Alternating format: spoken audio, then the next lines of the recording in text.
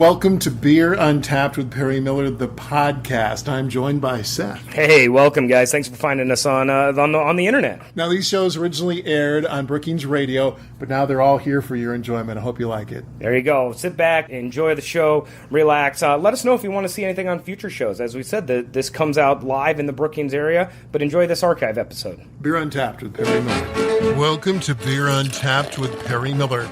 For generations in America, most beer drinkers had a favorite beer they drank nearly all the time. May have been Bud or Miller or Schlitz or Pabst or Stroh's or Coors, but that was their beer. Brand loyalty.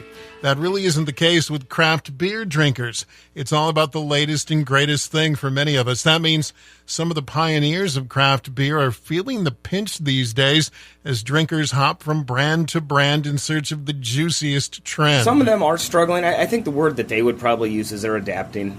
The landscape has changed a little bit for them.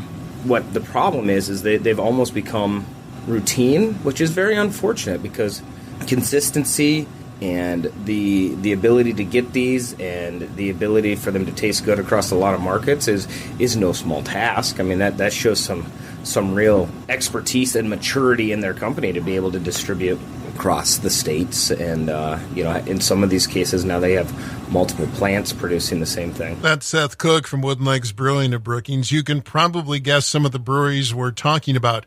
Boston Beer Company, Sierra Nevada, New Belgium. They were among the first to bring craft beer to South Dakota and to many parts of the nation. They saw phenomenal growth, but now those three and others have seen sales declines this year. Still, craft beer as a whole continues to grow, although not as quickly as the past few years. There are now more than 5,000 breweries in America. What those breweries were able to do with their nationalization of their brands, they were able to come to South Dakota and other places. And they were among the first. And they did a great job, and I think they have to be even applauded for taking the risk to come to South Dakota when, there's always opportunity and risk, but there's still risk in risk. But I think what some of these brewing companies maybe lack is the identity of being the local one. With craft drinkers, there's also a tendency to drink the latest, hottest thing. The beer scope has changed, and that's okay. It's become more adventurous. It's become more discovery than anything else. You used to have a brand, and that's what you stocked your fridge with. And you could identify people. If you went over to your neighbor's house, you know that they'd have this brand in their fridge. And I don't think that there's that brand loyalty anymore. As a brewer, obviously as a businessman, I wish I could say, I wish people had brand loyalty, and this is the only thing they drank all the time. But that's the business side of me, but that's not a real practical side. That's not even the side that's some weird little Jiminy Cricket on my shoulder trying to tell me that, but it's not. I know, and more importantly, I appreciate the fact that people try, and we go all over. And honestly, there's part of our business that only exists because people are willing to try new things and do new discoveries. So it's kind of a weird paradox that we're in, that the craft brewers are creating so many beers so that people can try them, but everybody's tasting beer, but nobody's drinking beer. More Beer Untapped with Perry Miller right after this. Kiss my lips when that bottle tips. I wish I had a Sierra Nevada.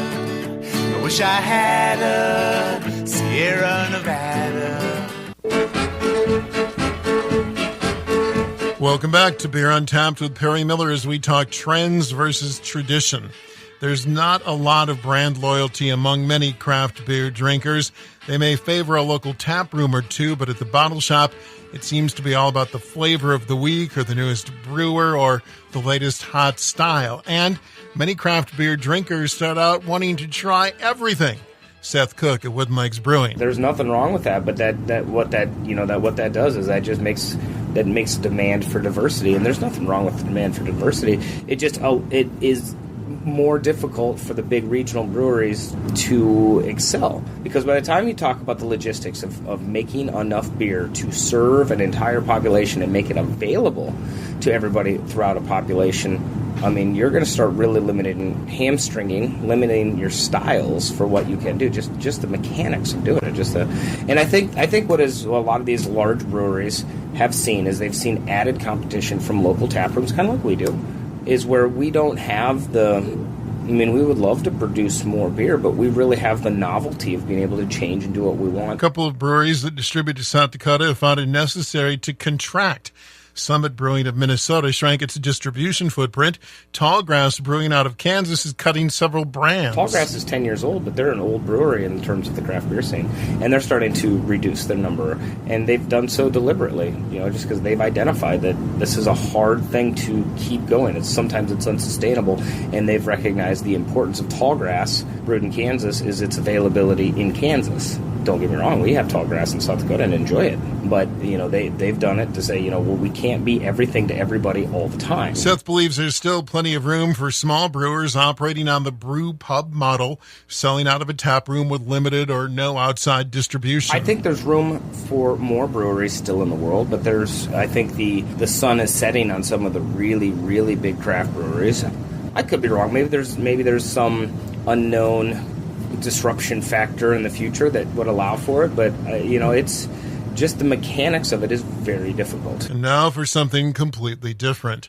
The return of football season also means the return of a budding tradition at Wooden Legs Brewing.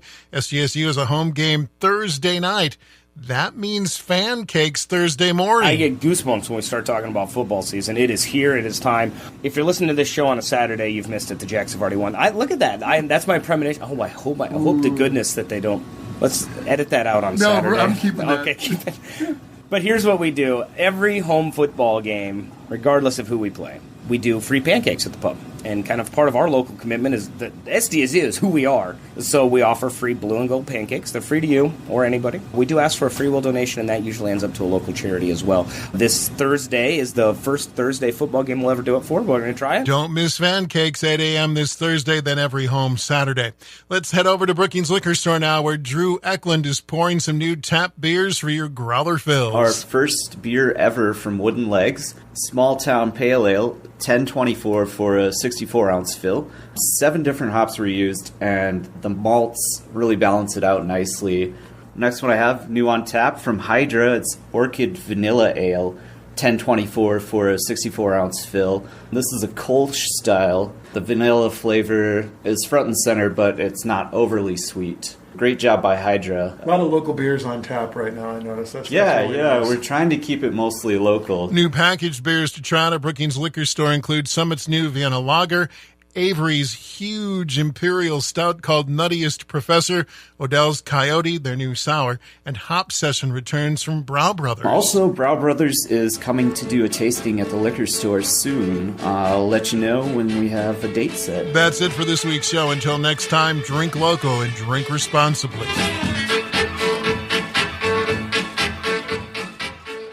Thank you for listening to this archived edition of Beer Untapped with Perry Miller. Feel free to listen to other episodes, and if there's anything you'd like us to talk about on a future show, please let us know. Thanks again.